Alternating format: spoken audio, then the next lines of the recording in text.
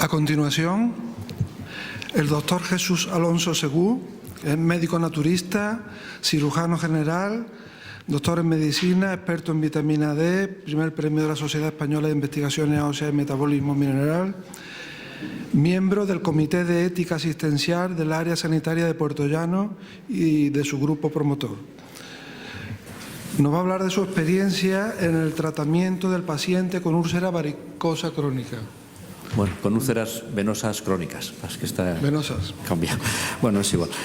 Pues buenos días, mi agradecimiento al doctor Espejo Lozano por su estímulo constante y al comité científico por haber admitido mi ponencia, a vosotros por vuestra asistencia y especialmente también a los ponentes de ayer y de hoy porque me han transmitido una muy grata impresión y mucha ciencia. Voy a relatar mi experiencia en las úlceras crónicas y especialmente en las venosas. En primer lugar hablaré del método que seguí hasta llegar al procedimiento y después de los resultados, más o menos entre 10 y 15 minutos cada cosa. Mi relación con las úlceras crónicas empezó de una manera tangencial. Por la sala donde hacíamos cirugía pequeña y éramos puntualmente ayudados por una enfermera, se transformaba luego en una sala de curas donde la enfermera ya en solitario pues atendía unas curas de cirugía, entre ellas las úlceras crónicas, pero claro, ahí pues a veces nos llamaban a los médicos que pasábamos por allí a ver qué te parece, a ver cómo va. Y bueno, pues nosotros dábamos una opinión, pues mira, pues sí, podía ser que estuviera la úlcera más o menos húmeda, que estuviera seca, parece que epitelizaba bien, pero claro, no podíamos hablar de aumento ni de disminución porque para eso necesitábamos un poquitín de fundamento. Y entonces pues pensamos que a partir de ahí pues había que tener un dato objetivo para poder hablar a ese enfermo de algo más que de un aspecto que él, por supuesto, era creíble lo que le decíamos, pero que él veía perfectamente. Y entonces empezamos a dibujar los perfiles de las úlceras crónicas encima de la misma úlcera con un calco, una transparencia, para luego superponiéndolas poder hablar muy claramente de evolución o de no evolución. Esta regleta que ven ahí encima mide 8 centímetros. Perdón. Bueno, claro, como dibujar una úlcera y después volver a ver cómo iba, pues comportaba también un juicio sobre nuestra actividad de curas. Y habría, digamos, esa pregunta, y en aquel momento pues había una cierta transformación en los ambulatorios. El director del centro, Francisco López, estableció un libro de curas para que los que practicaban aquellas curas pues pudieran escribir allí lo que hacían, lo que ponían, y vimos que, analizando lo que se registraba en aquellos libros, que había una cierta autocracia en las curas. Es decir, si curaba a determinado profesional, había aureomicina, si curaba a otro, bacitracina, si curaba a otro, cicatral, no sé cuántos. Entonces, claro, cada uno ponía lo que sea. La relación entre el médico y el enfermero era prácticamente unidireccional y muy escueta. Bueno, pues mi formación en curas era auténticamente cero. No sabíamos nada, así que tuvimos que empezar a documentarnos. Hacía poco se había celebrado un llamado quinto Congreso Internacional de Angiología y este doctor López Collado, creo que de Alicante, había hablado ya de que se necesitaba pues evitar la estasis vascular, un tratamiento general y por supuesto en el tratamiento local los vendajes compresivos. Un buen dato. Había otro ponente de este mismo congreso en el año 90 que hablaba también de la manera de controlar de una manera general la hipertensión venosa y de los vendajes compresivos. Este apuntaba también a unos apósitos hidrocoloides y apuntaba a ciertas características y ciertas ventajas como la formación de capilares que se observaba con angiografía. Entonces estaban empezando a implantarse estos vendajes, estos apósitos. Bueno, también recojo aquí, porque esto lo he ido sacando ahora un poco del baúl de los recuerdos, un artículo que rescatamos que es muy posterior, del 2008, pero apoyaba nuestro modelo al apoyar que las heridas se podían curar tan eficazmente como con el suero, pues con agua hervida y más abajo con agua corriente. Este estudio estaba realizado por la Fundación Cochrane, nada menos, lo cual pues nos servía de mucha satisfacción. Por otra parte también, no sé si se oye bien, sí. Había también un artículo mencionado de un tal doctor Luque, cirujano vascular, que hablaba del nuevo modo de vivir de los enfermos con úlceras vasculares o de los enfermos con insuficiencias venosas crónicas. Yo busqué el artículo, lo encontré, ni encontré la frase, ni encontré el desarrollo de la frase, pero todo daba a entender que había algo más que una cura en el tratamiento de estos pacientes. Y en nuestro equipo había un cirujano formado en el clínico, el doctor Jiménez Valladolid, todavía tengo mucha amistad con él, que nos tenía cierta experiencia en esto y nos dijo claramente: las úlceras venosas se curan con compresión. Bueno, pues esto era la fuente poquitín más documentada. Luego, otra fuente de información muy importante lo constituyeron las quejas de los pacientes. Era muy frecuente mantener a estos pacientes con las piernas sentados en una silla y con la pierna encima de otra silla. Todos decían que les dolían las rodillas, que les dolían las caderas y además que no les desinflaba las piernas. También sabíamos mucho de la desedematización lenta de estos pacientes. Esto lo tuvimos ocasión de comprobar porque a cirugía nos llegaban consultas de medicina primaria para que les recetáramos nosotros las medias de compresión media. Entonces teníamos oportunidad de conocer un poquitín cómo eran esas piernas. Medíamos la circunferencia de la pierna a 10, 20, 30 y 40 centímetros desde el pie y entonces calculábamos con una aproximación a lo que eran troncos de cono el volumen de las piernas. Y había una variabilidad enorme en el mismo paciente. Podían deshincharse bastante, pero si el enfermo había estado, por ejemplo, la enferma, generalmente eran mujeres, en una gran superficie de compras el día anterior, aquella mañana venían ya con las piernas hinchadas. En una ocasión, una paciente me refirió que a ella una úlcera crónica de varios meses se la había curado sola después de haber ingresado 30 días en un hospital por otra patología. En otra ocasión, una paciente me dijo, con las piernas totalmente hinchadas y cubiertas de vesículas, cuando le pregunté desde cuándo, me respondió con una fecha exacta. Desde el día en que murió su marido, no se había vuelto a acostar en la cama, dormía sentada. Y por supuesto también nuestras observaciones anotadas cuando hacíamos las curas, y esta pues fue también de aquella época en que había notado yo que las pomadas y los apósitos humedecidos, siempre guardándome de que fuera una indicación, no deben sobrepasar la zona lesionada hacia la piel sana, pues la maceran, desvitalizan y favorecen la extensión de la lesión ulcerosa. Así recopilamos algunos elementos fisiopatológicos y, bueno, pues les dimos una cierta forma que podían intervenir en el desarrollo de la úlcera, del cual destacábamos el líquido, el enorme líquido que había en esas piernas, el exudado y la atrofia y desvitalización de la piel de alrededor, que era lo que favorecía el progreso de la úlcera, a nuestro entender, o al menos se asociaba con eso. En algunas regiones catalanas a estas úlceras se les llama fons, fuentes, directamente. Los parches también tenían su historia, estaban empezando ya a implantarse y encontramos que Paracelso en el siglo XV había hablado del líquor segregado por las úlceras que producía un efecto beneficioso en su curación, iniciando así una etapa de apósitos oclusivos.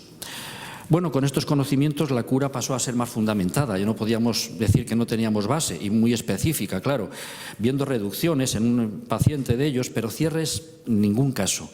La cura se podía decir que pasó de ser autocrática a ser ecléctica en algún paciente como ese que digo, al que se trataba alternativamente y por temporadas con vendaje compresivo, otras veces con parches, otras veces con cura oclusiva, que incluso fabricábamos nosotros estilizando plástico en un horno Pasteur. Y bueno, así transcurrió el tiempo sin más implicaciones hasta que se produjo el paso decisivo.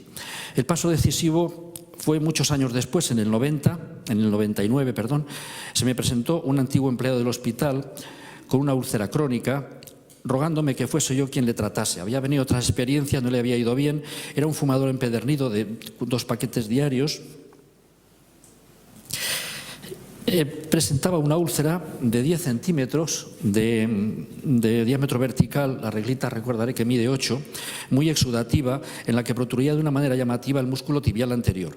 Era una úlcera arterial, no era una úlcera venosa. Se confirmó posteriormente con ecodoppler. El paciente no tenía mucho dolor, en la úlcera sí, pero en la extremidad no, caminaba mucho, era un enfermo delgadito, muy nervioso, no deseaba ninguna intervención vascular. Pero vamos, hasta que lo convenciéramos o se operara, pues había que atender la úlcera. Así que lo acepté y ahí inicié una carrera, una travesía en solitario. Se lavaba la úlcera con agua y jabón, cubríamos la úlcera con un apósito vaselinado, procurando una atmósfera húmeda dentro de la parte cruenta que era la úlcera, sin alcanzar la piel sana, y sobre este apósito vaselinado un monte de 20 gasas con el que se trataba de absorber el exudado y preservar la piel de la humedad. Curas cada 48 horas y, por supuesto, no vendaje compresivo en este caso. El apósito era un apósito comercialmente muy conocido y no hablaré así de él, pero podía ser cualquier otro apósito vaselinado. El paciente estaba tan entregado que dejó de fumar inmediatamente sin decirle nada.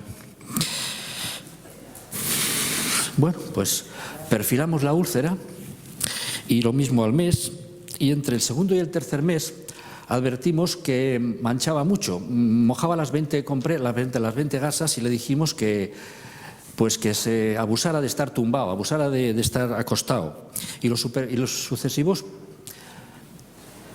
perfiles pues mostraron una disminución francamente vertical del tamaño de la úlcera.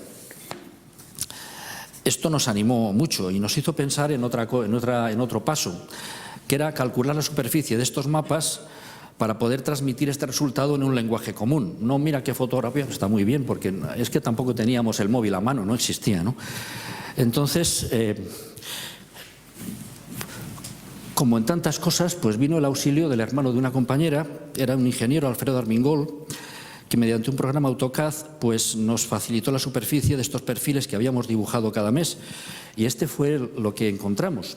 Es decir, una curva de inicio lento que luego pues aumentó su velocidad de epitelización y al final pues un aterrizaje. Este pequeño montito que ven al final fue una iatrogenia. Las cosas pasan porque se nos acabó este apósito vaselinado, un representante nos habló muy bien de otra cosa, se la dimos, mire usted, pues aumentó el tamaño, el enfermo se enfadó mucho, pero al siguiente mes se cerró como si nada.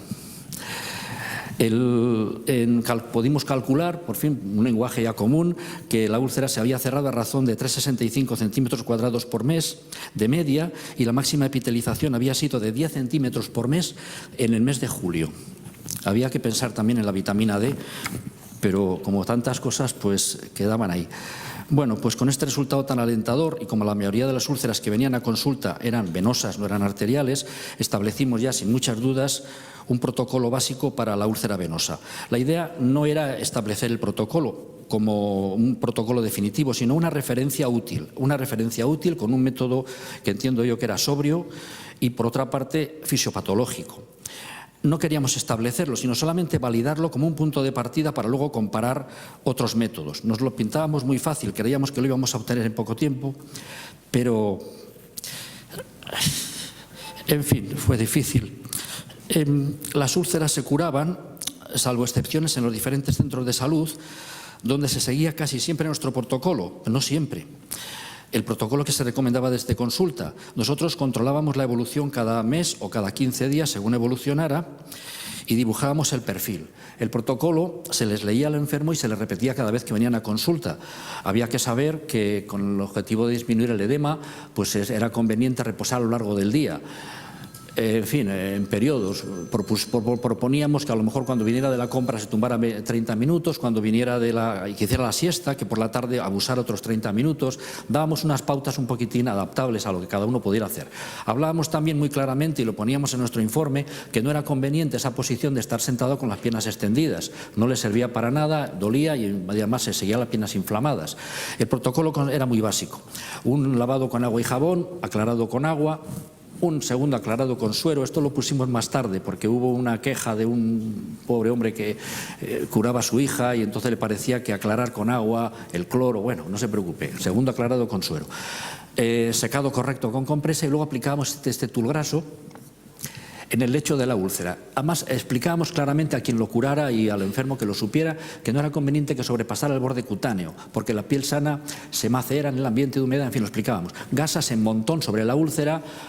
Aquí habíamos puesto que las primeras dobladas, bueno, esto dependía del tamaño de la úlcera, se entiende. Luego un vendaje de protección de algodón, porque el vendaje compresivo generaba picores, entonces pensamos que ese vendaje era útil.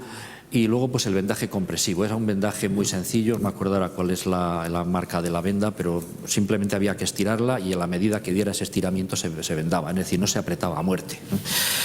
Bueno, pues Siempre advertíamos la posibilidad al enfermo de que si pues, se le molestaba, la podía cortar, la podía quitar en casa, en fin, que no tuviera ninguna pega. Esto es como queríamos nosotros el Initul. Esta es una enferma muy posterior, lo queríamos que fuese una cosa adaptada simplemente al tamaño de la úlcera. Y quizá uno de los grandes inconvenientes que tuvo el desarrollo del método, porque pues esto era difícil de hacer, había que ser un poco artista, no mucho, porque enseguida se conocía la úlcera, se podía recortar, había úlceras muy aberrantes que exigían poner varios trozos, pero nunca alcanzar la piel sana. Incluso a veces poníamos, déjala 1 centímetro de la piel, no había que alcanzarla. Y eso sí, frecuencia cada 48 horas. Nunca entendimos eso de curar cada 5 días, pero claro, era una frase que era muy aceptada y muy bienvenida por el colectivo que curaba. Entonces, salvo si es sintomática, incluso cada 24 horas. O porque pudiera tener mucha secreción, en fin, había que mantener aquello seco. Y así, bueno, vamos a hablar de resultados. Este era un primer enfermo, una úlcera pequeñita de 3,57 centímetros, bueno, tardó en curar 2 meses. Aquí tenemos una úlcera mayor, con más desarrollo, en que pudimos ver que el comienzo de la curación solía ser bastante vertical, con lo cual era un punto de apoyo para nosotros decir, bueno, esto ya va bien, ¿no? Pero claro, también era un punto de despiste para muchos pacientes que a unas edades determinadas tenían unos compromisos familiares y unos cargos, a veces con hijos y tal, y no podían precisamente hacer todo el reposo que querían. Su misma situación pues les llevaba a tener una vida demasiado más activa de la que necesitaba su patología. Este fue un paciente que en enero, estamos en el 2005, nos dijo que le estaban curando con parches, con plata. Bueno, pues nada. De todas maneras, entendimos que no debíamos dejar de ver al paciente. Cada oportunidad en que lo veíamos era una oportunidad para repetirle lo de la compresión y para repetirle la corrección del método. Esta paciente, curiosamente, empezó a cerrarse un mes después. Luego lo entendimos en otras pacientes porque nos lo explicaban. Esta paciente iba fenomenal, fue una úlcera que se cerró muy grande, de 89 centímetros cuadrados, se cerró casi verticalmente, pero tuvo un traumatismo de rodilla, la pierna se le volvió a inflamar, volvimos a tener úlcera hasta que ya disminuyó. Esta paciente se marchó a ver a un familiar a Reus. Estuvo 2 meses despistada, haciendo un poquitín una vida más alegre, más necesitaba para ella. Realmente el enfermo es el que manda. Entonces la úlcera, pues bueno, pues está ahí, nosotros la atendemos, pero si el enfermo quiere estar de pie, salir, moverse, pues así era lo que pasaba. De todas maneras, entendíamos que debíamos de seguir al pie del cañón. Este fue un enfermo que se curó muy rápido, en 47 días, una úlcera pequeñita, pero que vino a la semana. Había gente que tenía cierta entrada en el hospital, oye, pues es que tengo a mi padre, mi suegro, que acaba de tener una úlcera. Bueno, pues a veces la atención precoz también, no sé si tenía alguna relación con la velocidad de la curación, porque no llegué a hacer un estudio, digamos, de esa relación de precocidad con velocidad, pero bueno, ahí está, se puede hacer. Pero cierto es que fue muy bien. Este hombre, vale. Esta fue una metedura de pata que tuvimos ahí a mitad, empezó también fenomenal. Recordad que la úlcera arterial había empezado despacio y se cerró un poco más tarde. Bueno, pues esta úlcera venosa siempre empezaban rápido. Bueno, pues ahí tuve yo una desafortunada intervención en que al curarle la piel de alrededor, pues al lavársela o lo que sea, le levanté un poco de tejido, lo cual se transformó en una úlcera. La mujer perdió la confianza en mí totalmente. Yo seguí viéndola. Como pueden ver, cada 15 días casi, ¿no? Y ahí ya conseguimos pues que la mujer se quitara una rodillera que tenía.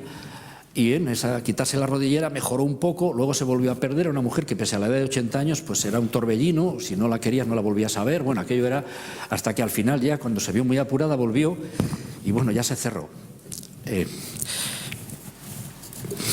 2 años, 2 meses. Esta mujer, este hombre, perdón, sí, esta Sebastiana, este hombre, perdón. Bueno, este hombre, pues no sé por qué, no tenemos registrado el motivo o lo que asoció que volviera a aumentar la úlcera, pero sí sabemos que esa última bajada fue con motivo de un ingreso. El enfermo ingresó por una insuficiencia cardíaca congestiva y a partir de ahí el declive de la úlcera, el decúbito, pues hacía su función, más que otra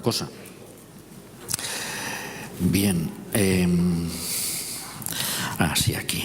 Bueno, esta mujer también empezó mal, empezó aumentando la úlcera y esta fue la que nos contó claramente, dice, mire usted, es que no puedo descansar, es que no hago nada, o sea, no puedo parar. Entonces ya cuando ya, gracias a que venía, la volvíamos a insistir, ya pues la convencimos y presentó el descenso más rápido de toda la serie. En ese descenso del mes de febrero-marzo, la úlcera se cicatrizó a razón de 34 centímetros cuadrados en 30 días. A ver, ¿por dónde voy? Bueno, esta señora, de este varón de 66, también fue una úlcera que curó bastante rapidito. Esta mujer tardó un poco más, de las dos piernas. Este fue un amigo mío que tenía una incapacidad por una artrosis. Lo tenía en silla de ruedas, lo estaba en casa en una situación muy mala, se hizo esta úlcera y fue una úlcera que tuve la oportunidad de curarla a medias con la enfermera que la curaba, un día cada uno, y los fines de semana siempre yo, porque bueno, pues había un enfermero diferente y las cosas eran más difíciles de transmitir, en fin, le curamos con ese método y para que vean la escasa implantación y el escaso crédito que teníamos, la mujer de mi amigo me dijo, la enfermera ha dicho, si no lo veo no lo creo.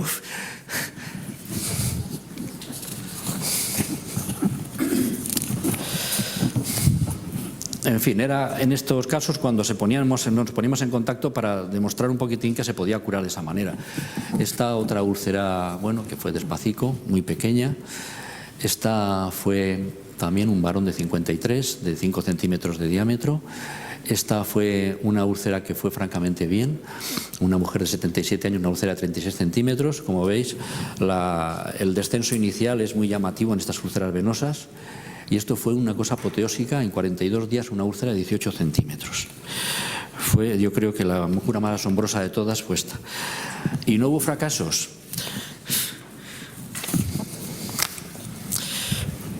No se puede hablar de úlceras o de tratamientos si no hablas también de tus fracasos, ¿no? Entonces hay que hablar obligatoriamente del flujo de úlceras en consulta. Nosotros vimos a lo largo de estos años 63 úlceras crónicas, de las cuales 43 eran venosas, las más frecuentes.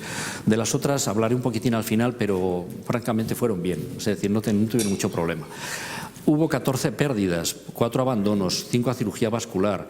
Luego algunos sin seguimiento, unos por lejanía, otros porque una segunda úlcera que salió se la curó la madre, la curó perfectamente porque la habíamos curado nosotros ya la primera y ya lo sabía hacer.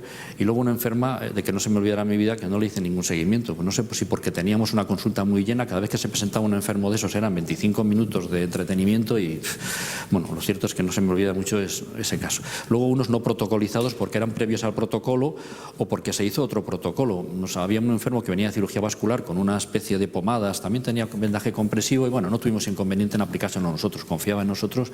Otros porque no siguieron el protocolo nunca, por edemas, por plata, porque no hacían el reposo, porque se ponían el tul graso entero. Vimos en 2 ocasiones 2 úlceras cuadradas del mismo tamaño que el tul graso. Es que claro, las cosas... Así pues, nos quedamos al final con 22 úlceras venosas. Yo les he mostrado 17 pacientes. De los 17 a los 22 fueron 5 pacientes que no les medimos la úlcera, no se la pasamos a nuestro amigo. Este fue un caso que no la medimos porque no era una úlcera propiamente, era una escoriación superficial. Pero bueno, tardó, la verdad que se comportó muy mal aquella úlcera, pero bueno, no la superficializamos nunca. Este otro fue un paciente que tenía ya 5 años de úlcera, al año conseguimos esa reducción que ven a la mitad, al final aquella otra, estaba en un pueblo, el hombre tenía a su cargo, tenía 79 años y tenía a su cargo a su mujer que estaba demenciada, prácticamente no descansaba y los fines de semana pues también... las cosas se desviaban mucho del protocolo.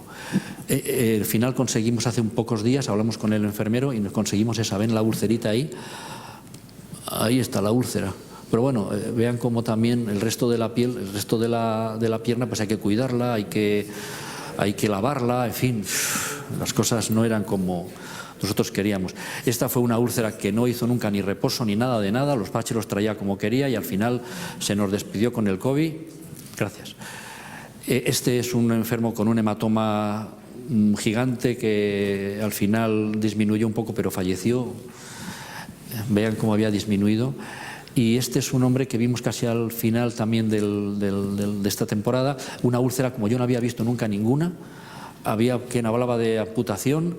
El primer paso era las gasas para absorber el exudado. Las gasas no eran suficientes, pero haciendo caso a la fisiopatología, pues absorbimos el exudado con un sistema VAC que entonces se proponía mucho, sobre todo para las úlceras tórpidas de cirugía. Con el sistema VAC mejoró bastante. Y aquí pues una de las últimas curas que tuve la oportunidad de hacerle, pero el enfermo sigue con la misma úlcera. Esto sería el año pues, del COVID, pues al final pues sigue con la misma úlcera, o peor, ha empeorado, pero en fin, estas son cinco situaciones que no se midieron la superficie. De las que se midieron la superficie, pues bueno, esto es un poco el cronograma del estudio. Esta primera úlcera larga negra fue esta que digo yo que fue ecléctica, que al final terminó con una osteomielitis en traumatología. Cosas son así.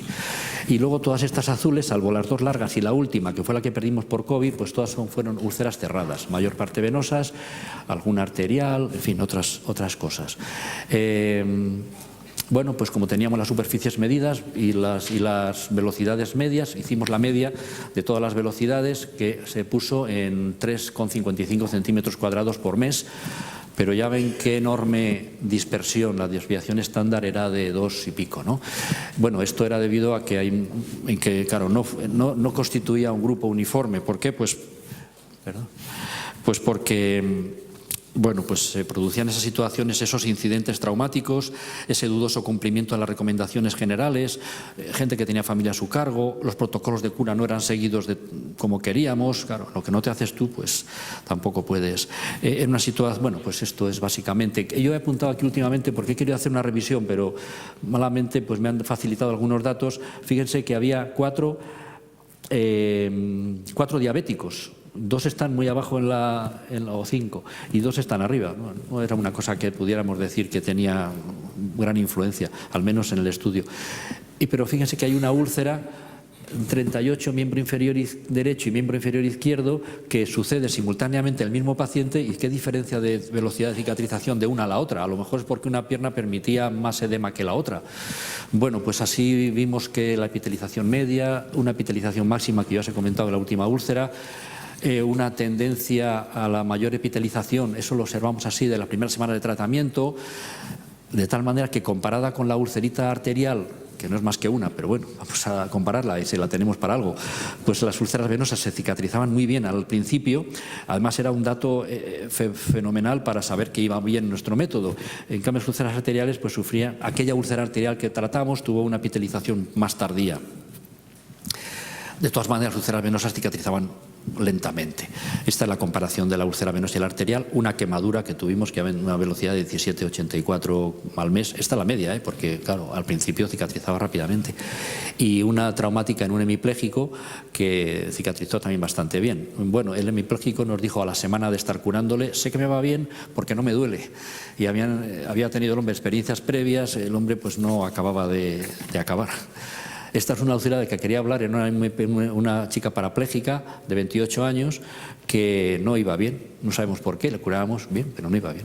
Esta es la que el padre dijo que por qué no le aclaran con suero, porque el agua tiene cloro. Bueno, pues le aclaramos con suero. Y esto ocurrió que fortuitamente se rompió la barra que le sujetaba los muslos y ahí se curó. Eso es una anécdota. Bueno, suponemos que el fémur comprimía la arteria femoral, quizá también el nervio ciático, aunque fuera parapléjica, a lo mejor tendría también algún carácter trófico sobre la úlcera. Bueno, solamente recalcar cosas que creo que son interesantes en un procedimiento, es entregar al paciente y hablándole todos los puntos, documentar el trabajo con transparencia, no transparencia intelectual, sino transparencia física, ¿no? Con esta transparencia para poder saber qué es lo que estamos haciendo. Comunicación e intercambio de conocimientos con quien está curando al paciente, registrando cualquier variación del protocolo, y comunicación y comprensión con el paciente porque previene abandonos del protocolo. Hablar de dos libros que me han gustado en ese sentido. Este primero hecho por el Colegio de Enfermería de Huesca, enfermeras y algún médico geriatra, donde hablan muy bien y con mucha puntería precisamente de ese cuidado que hay que tener con la piel de alrededor de la úlcera, que al fin y al cabo es de donde nacen los fibroblastos y de donde ganaremos esa velocidad. Y luego una página muy interesante hecha por enfermería, pero que tiene unos documentos del todo fiables, que es la página Grupo Nacional para el Estudio y Asesoramiento en Úlceras por Presión y Úlceras Crónicas. Y nada, agradecer a los compañeros que en ese momento estuvieron a mi lado.